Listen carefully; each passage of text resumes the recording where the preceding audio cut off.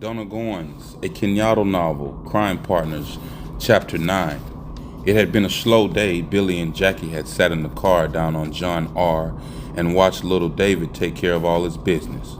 You know, Jackie, this punk has to be paying off somebody, 'cause the way he sells them drugs, I swear he had a license. Nobody, and I mean nobody, in their right mind would sell drugs outright like that if they weren't paying off. They watched the man crumble the brown paper bag he used to carry his drugs in.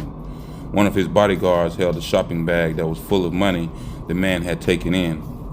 They had stood on the street corner in front of a restaurant and sold every package of dope he had in the bag. Now, the men were preparing to go home. This was the third day Billy and Jackie had watched. They knew where David would go from here. The man had an apartment downtown in one of the most expensive hotels. "Looks like we're gonna have to be like you said yesterday, Billy," Jackie stated from the passenger side of the car. "We're gonna just have to hit all three of them, 'cause you ain't gonna catch him away from his babysitters." As they sat there, a tall, dark-complected man walked slowly past the car. They had observed him purchasing drugs from the pusher 2 days in a row. "I wonder what's with that motherfucker," Jackie said sharply as he sat up and stared hard at the man. "He seems to take an interest in us that I don't really like." "Yeah, I noticed him checking us out yesterday, Jackie. What you think? Maybe we ought to lean on him a little? That way he won't be so curious about other people next time." Jackie hesitated. "I hate to bring attention down on us, you know. The less people that notice us, the better off we are. That bastard can identify us. I wonder who the fuck he is." Billy stared after the retreating man's back. "There's one thing in our favor, though. We can identify him, too. He won't be too hard to find. A junkie like him won't change his neighborhood too fast. Maybe we should take care of him first. He knows we've been watching David, so when we make the hit, he's going to put two and two together." Before they could make up their minds, the man disappeared in one of the two-story buildings facing the street. "I don't like this job no kind of way," Jackie stated slowly. "I didn't really care for it when we got it and care less for it now. It's kind of late in the day to be speaking against it now, ain't it, partner?" Billy inquired as he started up the motor. The late model Cadillac that David used pulled up and he got in with his two bodyguards. The driver of the car hardly slowed down to pick the men up. "You know," Billy said as he watched the car pull away from the curb, "he could hit them going down the street. We could hit them going down the street. David always sits on the side right behind the driver, so we wouldn't have to knock out nobody but him and the driver. That way we make sure no kind of pursuit was behind us." "You don't think the windows are bulletproof, do you?" Jackie asked. Billy rubbed his chin. "Nah, they ain't hardly bulletproof. The cat ain't that big, but too much could go wrong. You know how heavy the cops ride this way. It would be our fucking luck to make the hit, then run right into a squad car. Nah, man, it wouldn't work. Our luck just might be against us." Billy sat behind the wheel, undecided. He removed his cigarettes and lit one. He let his eyes run up and down the street, then slowly examined the other side of it. "I think we should take a little walk," he said, and cut the motor. Jackie got out and stretched his long legs.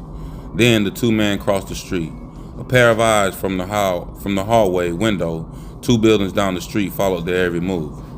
Billy led the way down the alley, then he cut across the backyard until he reached the building he wanted.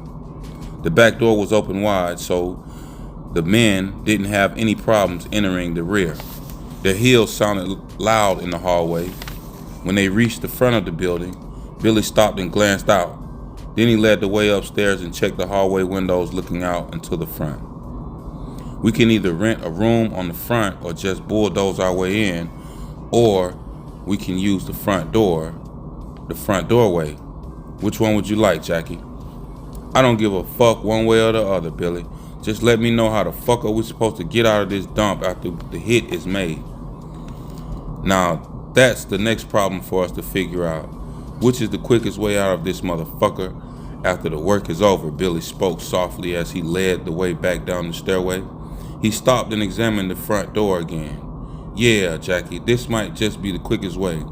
Use the doorway here. With both of us on the case, We shouldn't have to worry about somebody coming up on us and taking us by surprise. Nah, if we both look out close, we can handle it right from the hallway. Jackie just nodded his head in agreement.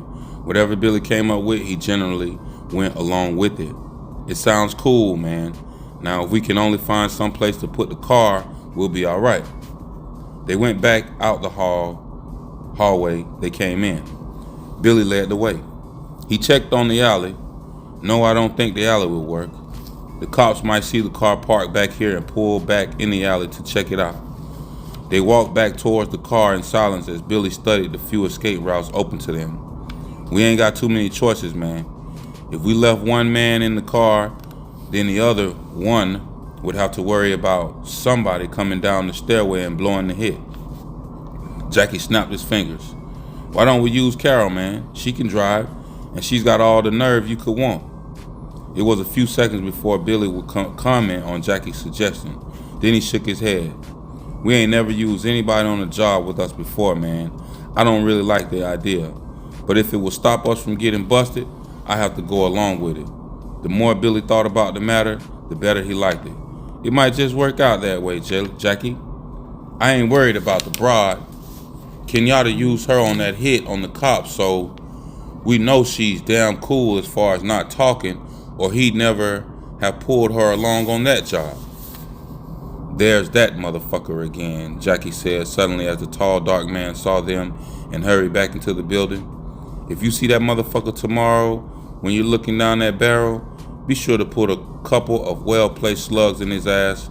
That motherfucker could cause us a lot of trouble. I don't like having no bastard walking around who can point us out, Jackie stated seriously. Billy agreed with him wholeheartedly as he started the motor up. It will be the first time a bastard could put the finger on us, Jackie, but all we have to do is come in the back way so the bastard can't place us tomorrow. We make damn sure he doesn't see us, that's all. Billy wasn't as relaxed about it as he let on. When we find the time, we'll come back down and pay our nosy friend a little visit. Jackie, if by chance I forget about it, you remind me, Billy said as he pulled away from the curb. All that night, the two men sat up planning their next day's job. They went over it until each knew exactly what he had to do. The car they were to use would be rented early in the morning under an assumed name. Next would come the weapons. Neither man wanted to be arrested with the weapons in the car. Using Carol would help out there. She could drive the second car carrying the guns in it. Neither man got much sleep that night. Billy lay awake staring at the ceiling, while Jackie had Carol keep him company. He clutched the woman closely all night, making love to her off and on, until daybreak came screaming through his window. Then, and only then, did he finally fall asleep, and both men overslept. It was close to 12 o'clock before they got up. Carol allowed them to sleep late, then she got up and prepared them a quick breakfast. She woke her man first, then knocked on Billy's door.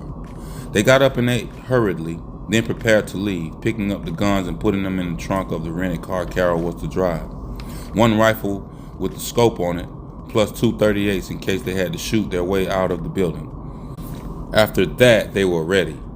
They parked the first car on Woodward in front of the Holiday Inn on the street. If everything went right, they'd transfer over to this car and leave the one they were riding in. Then they climbed into the car with Carol, and she drove slowly toward their destination.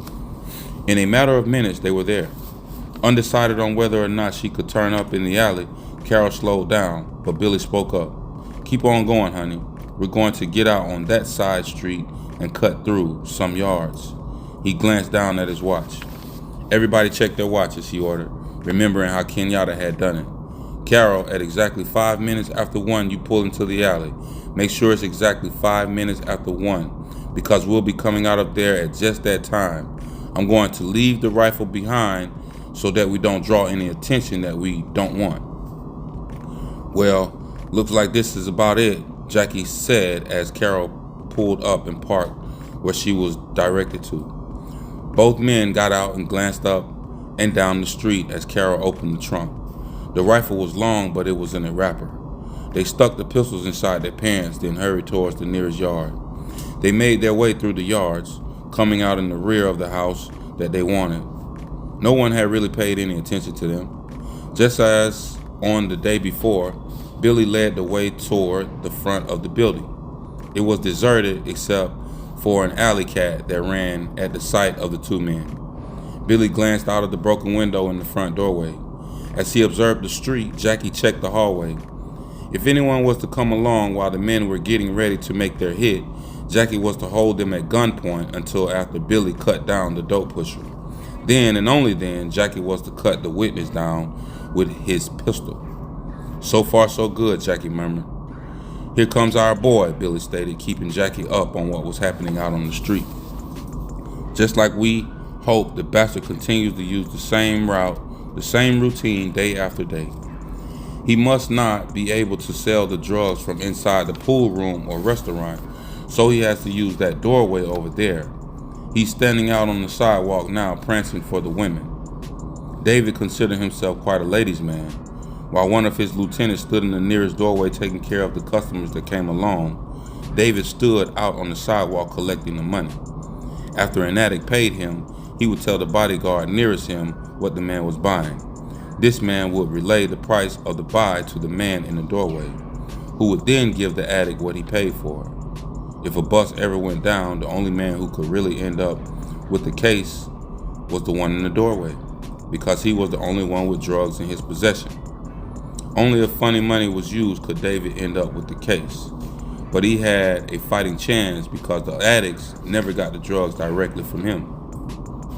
Billy took his time and removed the rifle from the cover. He checked out the scope, then took deliberate aim, zeroing in on David's small chest. The sound of the rifle going off in the hallway was loud, almost busting the eardrums of two men. As David was thrown back by the strong blow, Billy took aim and hit him again. He searched the street quickly for the drug addict they wanted, but the man was nowhere in sight. He didn't have to wipe the gun off because he had used a pair of light rubber gloves. He just dropped the rifle and started swiftly down the hall. Jackie was right at his heels. A man started to open his door to glance out, and Jackie snapped off a quick shot at the man's head.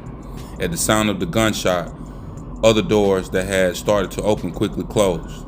The two men made their way out of the building without anyone really getting a good look at them. Billy glanced at his watch as they made their way through the yard. He realized that once that he had made the kill too quickly. Now they would have to wait at least 1 minute for their ride. We're going to be early, Jackie. I should have held up, and then this shit would have gone off like clockwork. Jackie gave his frequently used shrug, which meant he didn't give a shit one way or the other. When they reached their destination, the car hadn't arrived. The men stepped back out of sight in a gangway and waited. Carol arrived 30 seconds later, to both men's joy. They rushed out and jumped in the car before it had even stopped. Then they ducked down so that it looked as if she was alone. Carol drove slowly through the alley. When she reached Brush Street, she pulled out into the oncoming traffic slowly, making sure she didn't break any laws. Suddenly, as she moved down the street with the traffic, a police car pulled up beside her. She smiled politely at the black officer on the passenger side. The officer smiled back, flirting with her. Then the driver of the police car put on his lights, and they took off with the siren screaming. Looks like we're just about home free, she said, as she turned off and headed for their other car.